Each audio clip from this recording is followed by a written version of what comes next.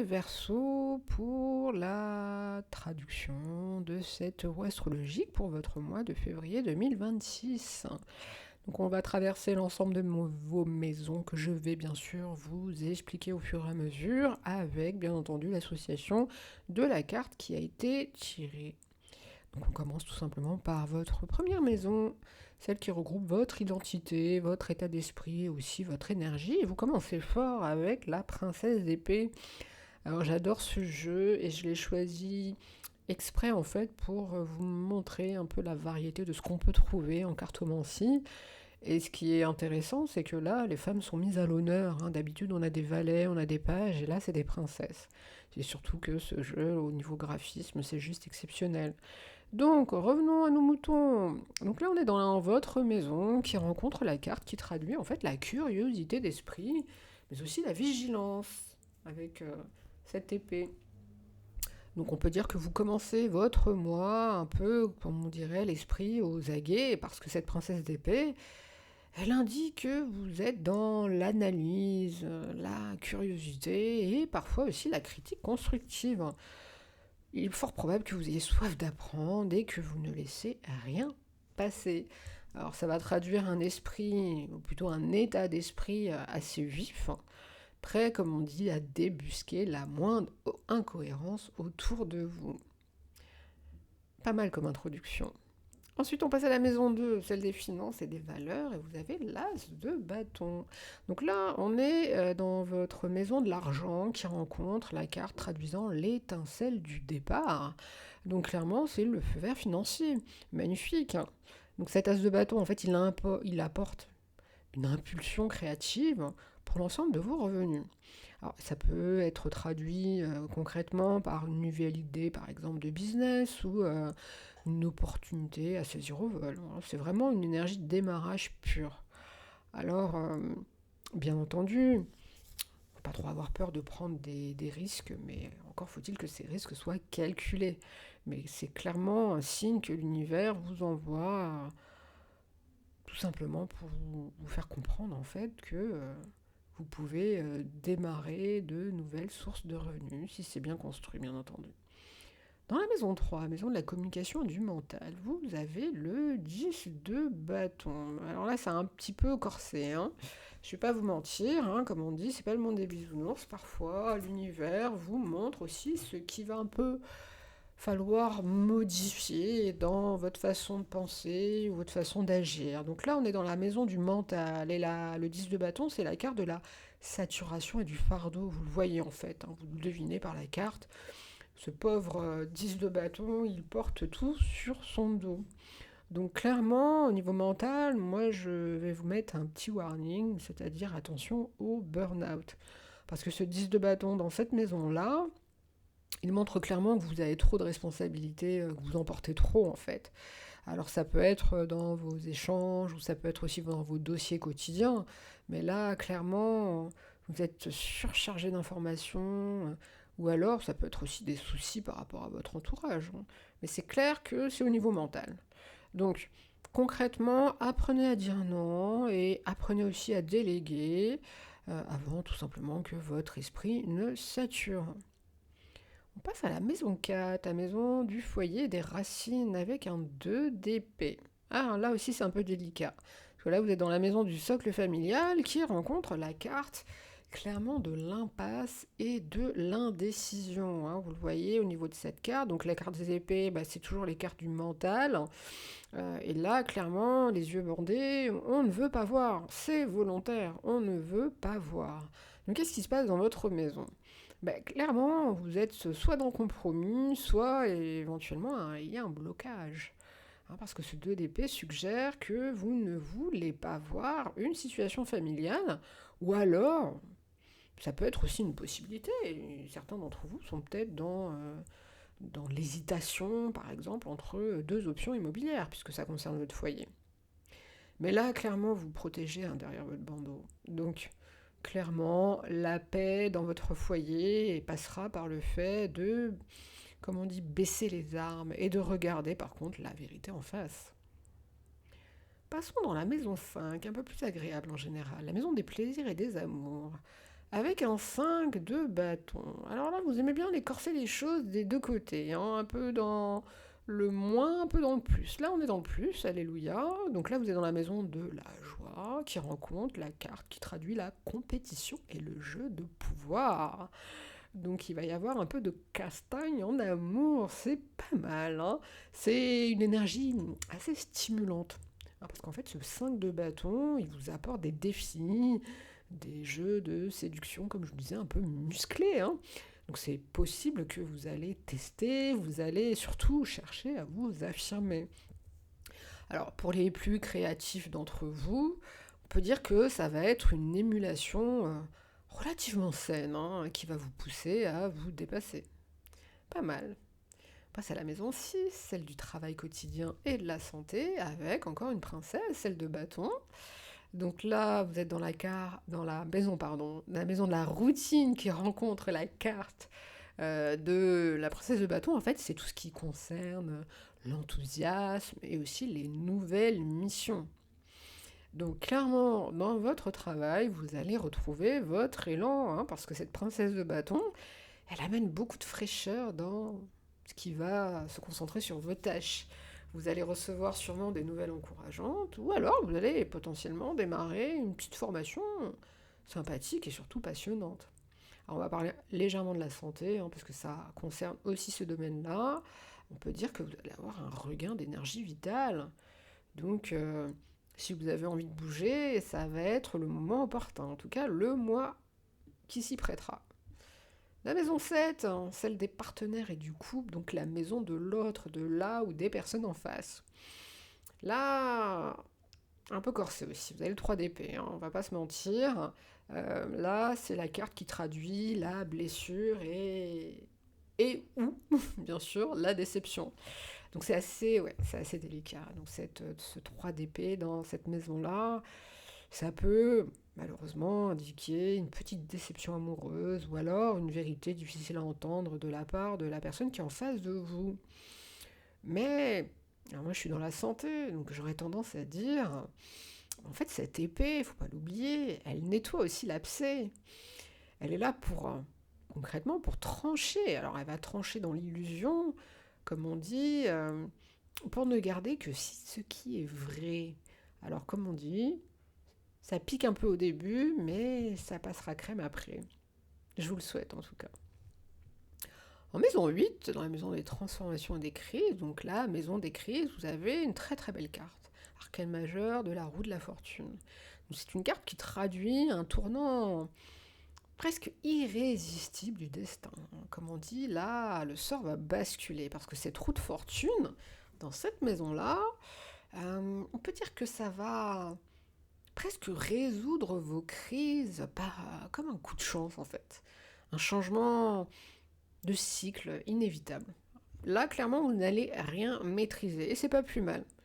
Donc, comme on dit, laissez le destin balayer vos vieilles angoisses et vous emmener vers le prochain tour, tout simplement. On passe à la maison 9, la maison des idéaux et des voyages. Donc là, vous avez encore l'arcane qu'on appelle sans nom, la mort. Faut pas en avoir peur, hein. C'est plutôt de bon augure cet arcane. Moi j'aime bien parce que ça traduit la fin d'un cycle de croyance, tout simplement. Donc là, la transformation, elle sera sûrement radicale et ça va sûrement concerner là votre philosophie de vie. Hein, comme on dit, vous allez possiblement enterrer d'anciennes convictions, tout simplement. Hein, vous n'allez plus penser comme avant. Alors, c'est clairement le deuil d'un idéal pour cette fois-ci renaître avec une vision du monde, on pourrait dire, beaucoup plus alignée sur la personne que vous êtes devenue. Agréable. On passe à la maison 10, la maison de la carrière et du destin social. Encore l'arcane majeur, mais cette fois-ci la justice. Hein.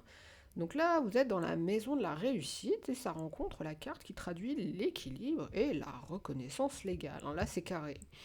Donc concrètement, vous allez avoir une récompense méritée, hein, puisque la justice dans cette maison-là, ça annonce ni plus ni moins qu'une régularisation de votre statut professionnel. Donc ça peut concerner une signature de contrat, un succès administratif, ou même, on peut dire, une reconnaissance de votre intégrité. Donc vous allez récolter exactement ce que vous avez semé avec une rigueur, j'ose le souhaiter, exemplaire.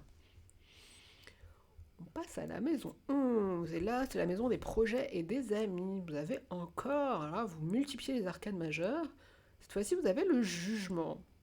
Alors, dans la symbolique, le jugement, cette petite trompette qui est jouée, est là pour réveiller les morts. Donc là, bien entendu, il ne s'agit pas de ça, parce que vous êtes dans la maison du collectif, et cette carte, très concrètement, elle traduit tout ce qui est la libération et l'appel de l'âme.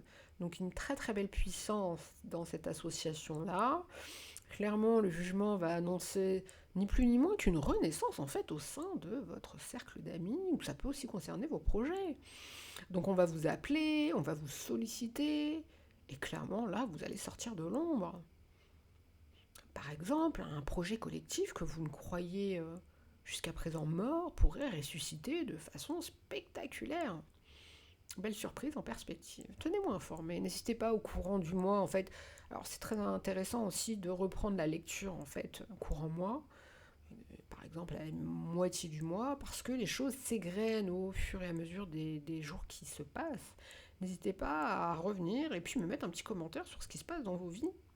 Ça me permet d'avoir du recul aussi sur les tirages et les guidances que je vous fais.